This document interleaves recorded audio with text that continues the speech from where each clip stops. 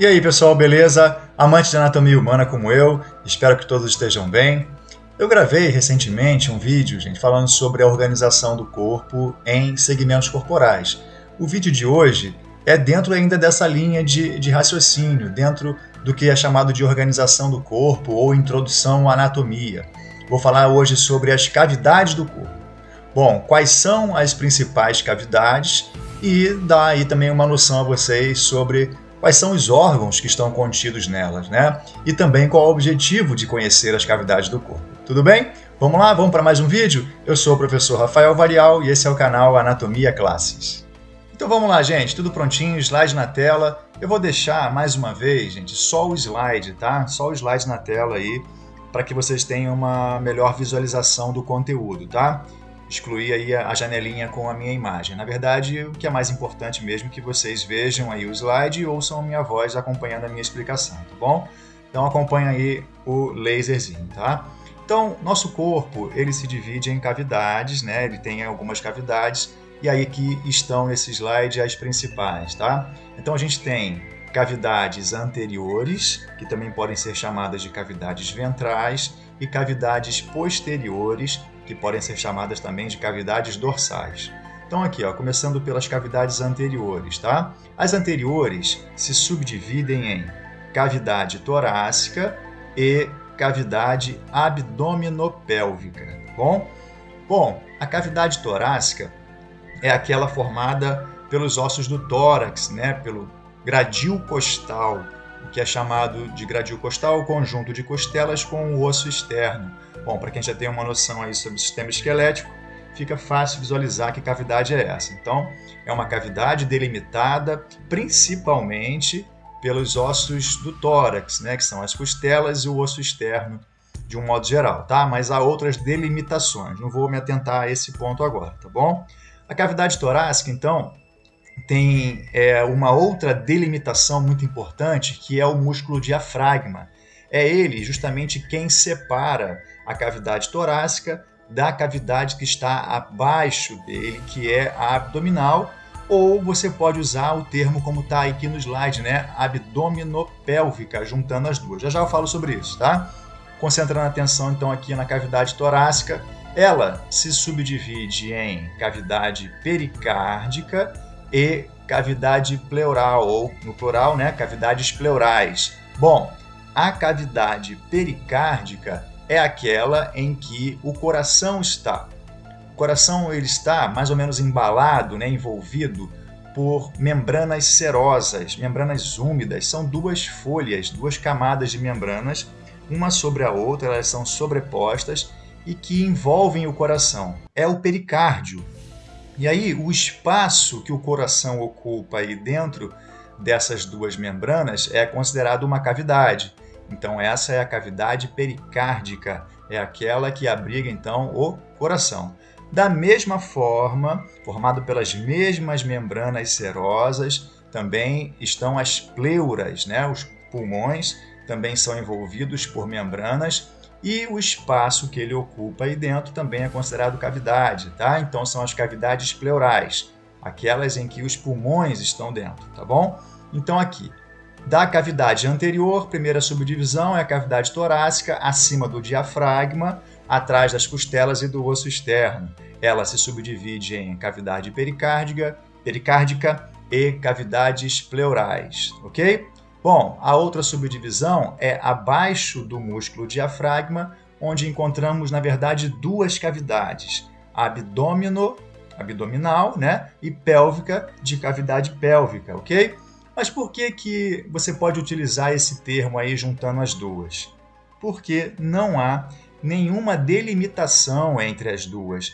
Não há nada que separe a cavidade abdominal da cavidade pélvica. Então é possível usar essa expressão abdominopélvica. Bom, não é que separá-las esteja errado, mas acho que é uma forma mais simples assim, né? Juntando as duas, já que não há nenhuma delimitação. E a literatura mais atual, ela traz essa abordagem aí, esse nome, abdominopélvica.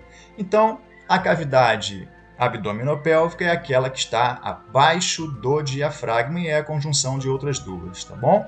Uma noçãozinha rápida aí sobre os órgãos que estão contidos nessas cavidades. Aqui na cavidade torácica, o coração e os pulmões, principalmente. Na cavidade abdominopélvica, aí já tem uma galera, né? Tem bastante órgãos aí, né? Começando pela parte superior, temos fígado do lado direito, estômago, baço, pâncreas do lado esquerdo, na parte superior, e aí mais para baixo, intestino delgado, contornando a cavidade, intestino grosso. Na parte posterior, temos os rins, e na parte mais inferior, temos bexiga, no caso do homem, próstata, vesículas seminais, no caso da mulher, útero, ovários e tubas uterinas. Só aí, resumidamente, então, os órgãos que estão contidos nessas cavidades, tá ok? Essas são, então, as cavidades anteriores, tá? As cavidades posteriores ou dorsais se subdividem em cavidade craniana, formada pelos ossos do crânio, e cavidade espinhal, com H, ou espinal, sem H. A palavra espinal, sem H, é até mais atual do que espinhal, tá? Então, aí podem dar preferência para o termo espinal. Espinal, a cavidade espinal é aquela formada pela união das nossas vértebras, tá? Quase todas as vértebras têm uma cavidade não, um orifício que é chamado de forame, e a união desses forames forma uma cavidade que abriga e protege a nossa medula espinal. Bom, então a cavidade espinal é formada pela união das nossas vértebras e ela abriga e protege a nossa medula, ok? Vamos para uma imagem então agora, para vocês conhecerem agora mais de perto essas cavidades? Então vamos lá, gente, olha só. A primeira imagem, então, mostra a cavidade torácica, tá ok? Formada aqui, ó, pelo osso externo, junto com as costelas. Esse conjunto aí é chamado de gradil costal. A palavra gradil vem de grade, porque isso se assemelha a uma grade, e costal remete a costelas, ou no popular, caixa torácica, né? Bom, o gradil costal é uma proteção para os órgãos torácicos e também para órgãos abdominais superiores, tá? Já que as costelas se estendem também para baixo, ultrapassando o limite do diafragma, tá bom? Então, essa é a cavidade torácica acima do diafragma, ok? Delimitada aí anteriormente pelas costelas e pelo osso externo, tá bom? Próxima cavidade é, como eu disse, a junção de duas, né? A cavidade abdominal e a cavidade pélvica. Então, temos aqui, ó, abaixo do músculo diafragma, que está mais ou menos aqui nessa altura, temos a cavidade abdominopélvica.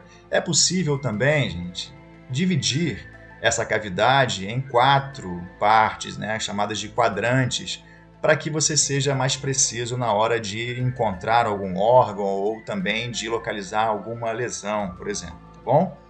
Bom, essa então é a cavidade abdominopélvica. Próxima é a cavidade craniana, formada pelos ossos do crânio. Aí uma dúvida recorrente é: qual órgão contido nessa cavidade? Bom, as pessoas têm uma tendência a responder cérebro. Não é que esteja errado, mas se você quiser ser mais abrangente em relação ao órgão todo, você deve utilizar o termo encéfalo.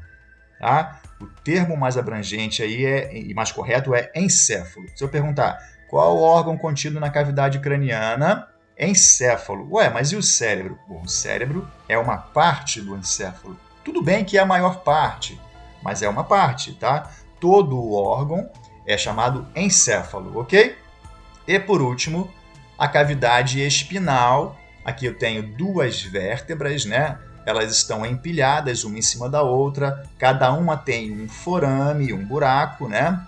E aí a união desses forames forma um canal, considerado cavidade posterior, que abriga e protege essa aqui em azulzinha, que é a nossa medula espinhal ou espinal. Não confundam com medula óssea, nada a ver uma coisa com a outra. A medula espinal faz parte do sistema nervoso central. Tá ok, gente? Então aí foram as 4 cavidades principais do corpo humano e as suas subdivisões, né? Cavidade torácica, cavidade abdominopélvica, cavidade craniana e aí essa que está na tela ainda aqui, por último, cavidade espinal, ok? Bom, agora, sim, finalizando esse vídeo, né? Um pouquinho da aplicabilidade disso, né? Para que conhecer as principais cavidades do corpo humano? Bom, esse é o primeiro passo quando você quer localizar algum órgão.